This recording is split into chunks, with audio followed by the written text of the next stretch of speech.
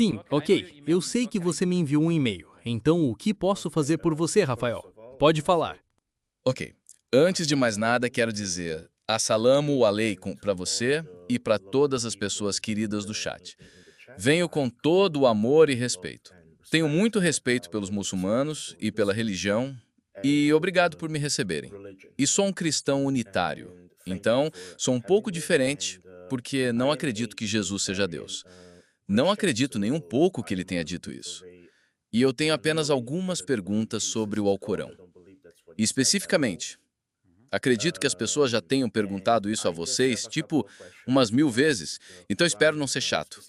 Mas minha primeira pergunta é, claro, sobre a presença de fragmentos de histórias gnósticas no Alcorão. Claro, a narrativa gnóstica é diferente porque é completamente diferente. Quanto mais você se aprofunda nessas narrativas, mais parece que Jesus era divino por si só. Enquanto no Alcorão, a revelação que Maomé recebeu é mais consistente. Ele diz que Jesus fez essas coisas com a permissão de Deus, que Deus fez essas coisas por meio dele. Mas muitas pessoas argumentam que isso deveria provar que o Alcorão não é uma revelação divina, mas sim que foi Maomé quem compôs essas histórias. É isso que eles afirmam. Não o que eu afirmo. Quero dizer o seguinte: não estou aqui para trollar. Não, não, não, tudo bem, tudo bem. Então, vamos começar com uma pergunta. Qual é a porcentagem dessas histórias gnósticas? Se você tivesse que dar um palpite, ou com base no que você sabe, qual é a porcentagem de quantas dessas histórias existem? Tipo, pedaços? Tipo, de novo, eu já disse, eu li parte do Alcorão. Em inglês, 10%? 5%? menos. Ok, então temos algo e eu acho que ainda menos. O Alcorão, 6.000 versos. Portanto, temos uma parte muito pequena do Alcorão. Agora, essa parte muito pequena do Alcorão supostamente se correlaciona com escritos apócrifos. Vou explicar isso. Agora, posso fazer um julgamento agora. Há uma afirmação, o Alcorão, que prova que o Alcorão não é de Deus, porque há histórias que também existem em outra fonte histórica. Isso não parece uma afirmação ridícula. A afirmação de que o Alcorão não é de Deus. Sim, é uma afirmação. O Alcorão não é de Deus, porque há 2% ou 1% que existe no Alcorão também existe em outras fontes históricas. Mas até a narrativa é diferente. Portanto, esse é o nosso argumento. O Alcorão não é de Deus. Como isso é um argumento? Então eu estou apenas pegando o argumento, o que eu estou fazendo, o que eu fiz foi simplesmente pegar o argumento e repeti-lo para vocês, para verem o quão ridículos são os argumentos que eles apresentam. Então, esses argumentos são ridículos, porque não se pode tirar essa conclusão precipitadamente, com uma afirmação tão ridícula.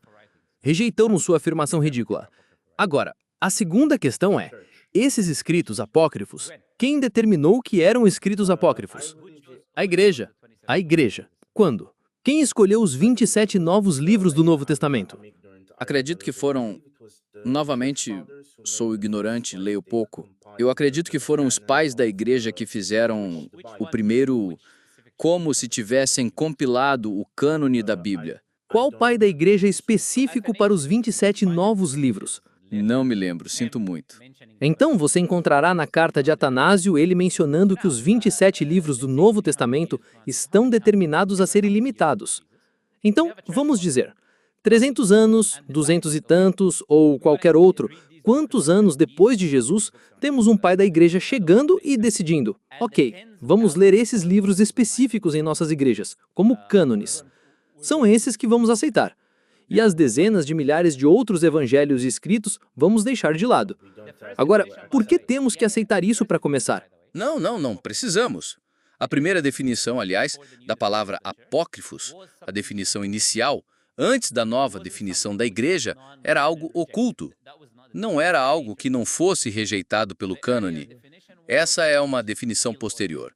Portanto, a definição anterior era algo que está oculto ou escondido. Então, eram fontes históricas. Então, qualquer um que venha e diga que os apócrifos devem ser deixados de lado e rejeitados à esquerda e à direita e ao centro, eles não têm qualquer relação histórica. Só porque Atanásio ou qualquer outro pai da igreja decidiu em algum momento, vamos ler isso em nossas igrejas e vamos tomar isso como cânone, não nos importamos. Onde está a sua prova de que esses apócrifos não se baseiam em fatos históricos reais? realidades, eventos que ocorreram, eu diria que fortalecer a narrativa do Alcorão é ainda mais importante. Já que essas coisas são mencionadas nos apócrifos, por quê? Porque esses escritos apócrifos não foram traduzidos e não existiam em árabe na época do profeta Muhammad, que a paz esteja com ele. Não havia Bíblia traduzida durante a existência da língua árabe. São só pedaços da Bíblia que algumas pessoas aqui tentam traduzir, nem mesmo dos escritos apócrifos. Então essa é a primeira coisa. A primeira coisa é que rejeitamos sua premissa. Sua premissa se baseia numa seleção dos livros de um dos pais da igreja. Por que temos que aceitar isso? Sua igreja é historicamente imprecisa porque os apócrifos não eram considerados historicamente, nos primórdios, como algo que se rejeitava e deixava de lado por não gostar deles. Nós não aceitamos isso. Só porque sua igreja os rejeitou posteriormente, não significa que também tenhamos que rejeitá-los. E isso não significa que não tem uma fonte histórica. Queremos eles, mas agora eles precisam provar que tudo que é mencionado nos apócrifos não é historicamente preciso. Porque se isso fosse historicamente preciso, ou seja, os eventos aconteceram, não necessariamente os detalhes, porque os detalhes podem ser alterados, mas esses eventos acontecem. Então faria sentido que o Alcorão mencionasse eventos reais que aconteceram. Isso não significa que não tenha uma fonte histórica, nós queremos eles. Mas agora eles precisam provar que tudo que é mencionado nos apócrifos não é historicamente preciso. Porque se isso fosse historicamente preciso, ou seja, os eventos aconteceram, não necessariamente os detalhes, mas esses eventos acontecem, então faria sentido que o Alcorão mencionasse eventos reais que aconteceram. Qual é o problema com isso? É claro que Alá menciona coisas que acontecem na vida de Jesus, coisas que acontecem na vida de Moisés, etc. Alá as menciona porque são eventos históricos válidos. Portanto, encontrar fontes diferentes para algo geralmente reforça a sua historicidade. Por exemplo, eu posso vir e dizer que agora o livro dos cristãos está corrompido, porque ele menciona o dilúvio de Noé, porque já foi mencionado na epopeia de Gilgamesh, e há uma história de um dilúvio, e há outras fontes históricas, muitas fontes históricas que mencionam um dilúvio. Portanto, agora a Bíblia é falsa. Usamos o mesmo argumento estúpido. Entendeu? Portanto, agora a Bíblia é falsa. O fato de que há tantas fontes que contam a história de Noé reforça o fato de que esses eventos acontecem. Portanto, vamos começar, já é basta de refutação, mas vou aumentar ainda mais. Deixe-me dar a cereja, como você disse, por favor. Faça isso. Então, a última cereja para colocar no topo. Há muitos outros exemplos, mas não quero mencionar muitos exemplos. A cereja do bolo é essa.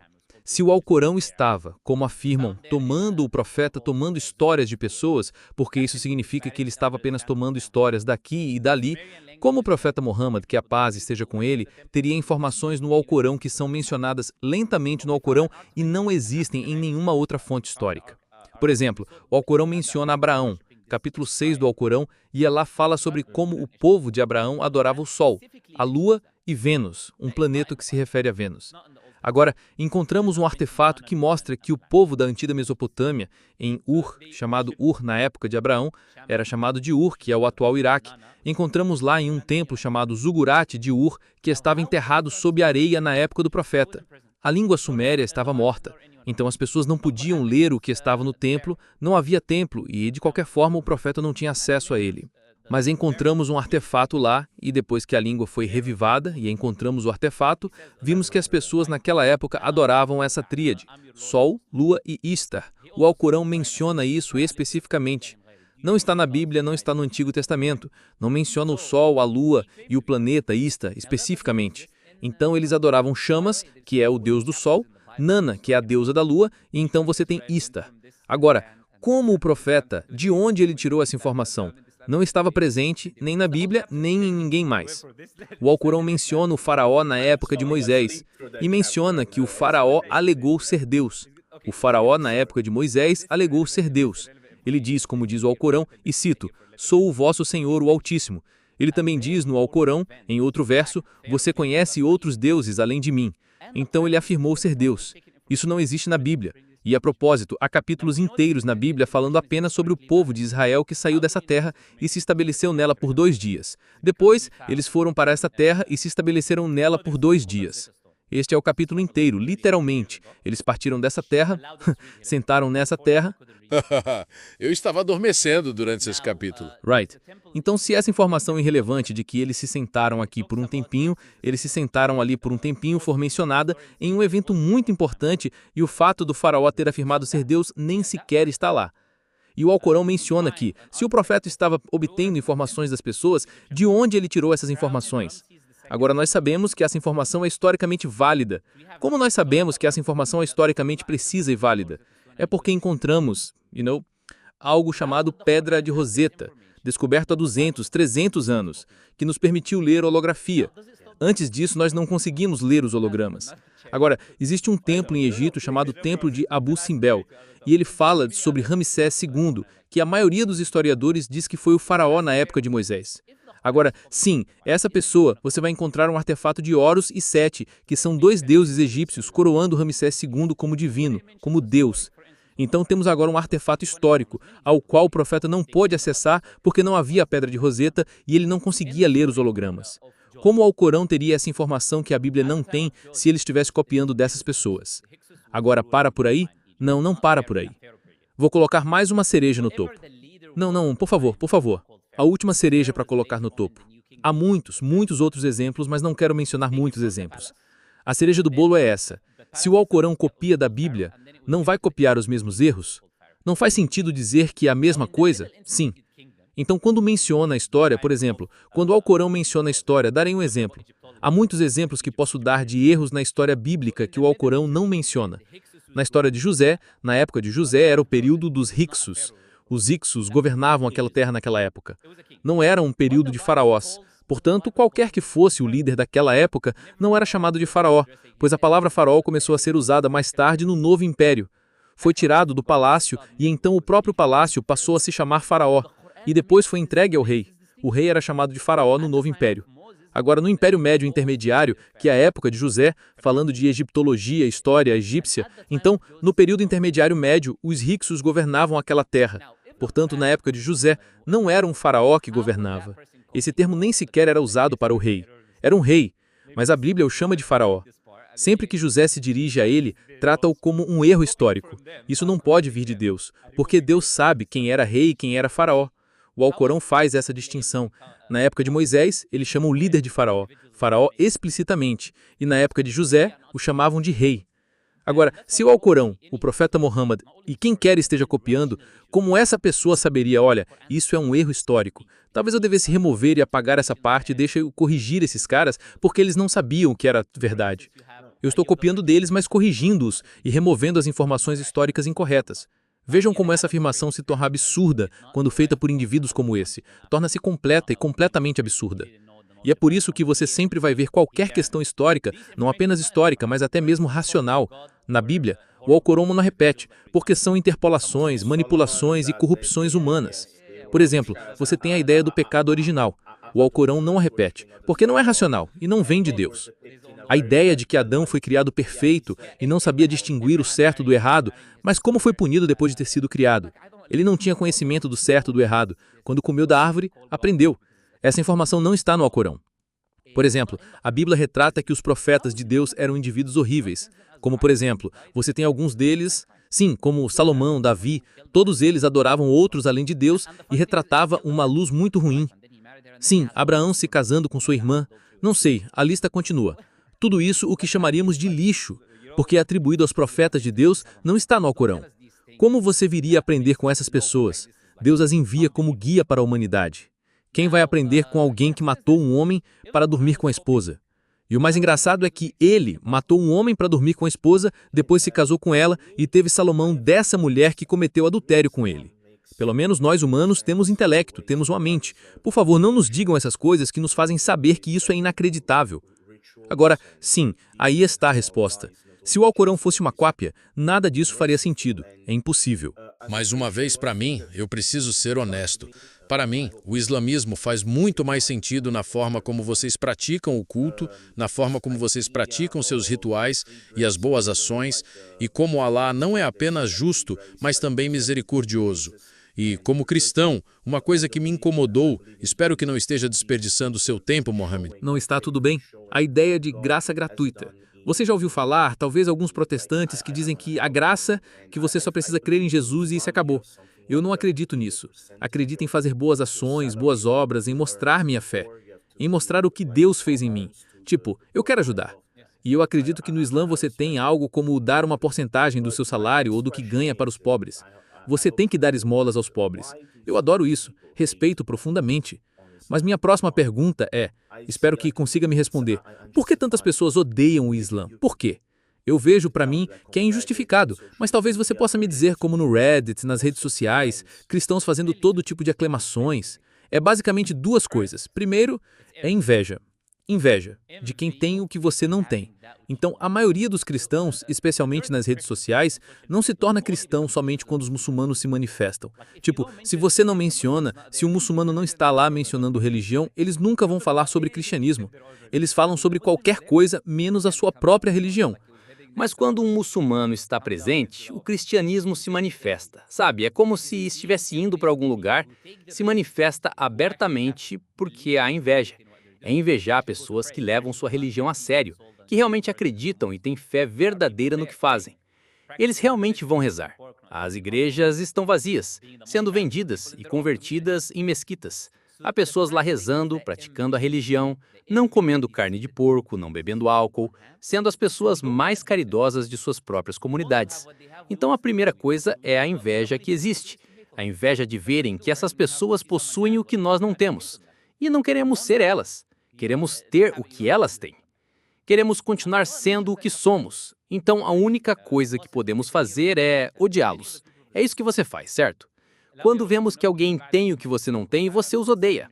Você quer aquilo. Eles têm, você não tem, você os odeia. E Alá menciona isso no Alcorão. Na verdade, Alá diz: muitos dos seguidores do livro almejaram por inveja vinda de suas almas. Após haver se tornado evidente para eles a verdade, tornar-vos renegadores da fé, depois de haver descrido. Então, indultai-os e tolerai-os, até que Alá faça chegar sua ordem. Por certo, Alá, sobre todas as coisas, é onipotente. Então, mesmo que eles olhem, você os verá. Verá a inveja deles. A inveja que sentem por você. Verá a natureza invejosa deles. Mas perdoe, seja perdoado. Seja misericordioso. Então, essa é a primeira razão. A segunda razão importante é a verdade. É a verdade, e a verdade é sempre combatida. A verdade é sempre atacada. É por isso que, mesmo no cristianismo, mesmo no judaísmo, seja qual for o seu ponto de vista, as pessoas tentaram matar Moisés e lutar contra Moisés. Tentaram matar Jesus e chamá-lo de possesso demoníaco. Tentaram. Com todos os profetas de Deus. É por isso que Waraq al-Nawafal, que era primo de Khadijah, a esposa do profeta Muhammad sallallahu alaihi wasallam, quando a revelação veio sobre ele, ele disse a ele que nenhum homem teve uma revelação como você, basicamente, exceto que seu povo o expulsou. Sempre que alguém vem com a verdade, as pessoas odeiam a verdade, atacam a verdade. Por exemplo, é verdade, você fala consigo mesmo sobre o zakat, os ensinamentos do Islã. Alá diz, não beba álcool. Você tem pessoas que se aproveitam da fraqueza de quem compra álcool, empresas bilionárias, é claro, elas têm que atacar o Islã e combatê-lo. Alá diz, não há jogos de azar. Há cassinos por toda a Europa. Como essas pessoas vão ganhar dinheiro se você lhes diz, não joguem? O mundo inteiro se baseia no sistema bancário e em dólares. E todos os bancos se baseiam em juros. O Islã diz que juro é proibido. Nenhum juro. Então todo mundo que tem dinheiro de verdade tem um problema com essas regras. E essas regras usam o ser humano, tipo, juro é o quê? Usam a pessoa, o usuário. Se ele não tem dinheiro, ok, eu te dou dinheiro, me dá 10 vezes o que você tirou de mim, porque ele não tinha dinheiro. Então ele usa a fraqueza dos outros indivíduos. Então, como o Islã é verdadeiro e esses ensinamentos são problemáticos, para muitas pessoas que odeiam a verdade e não querem o bem da verdade e desejam desejos mundanos, elas a atacam, lutam contra ela, são contra ela. Essas são as duas principais razões pelas quais há pessoas que odeiam o Islã.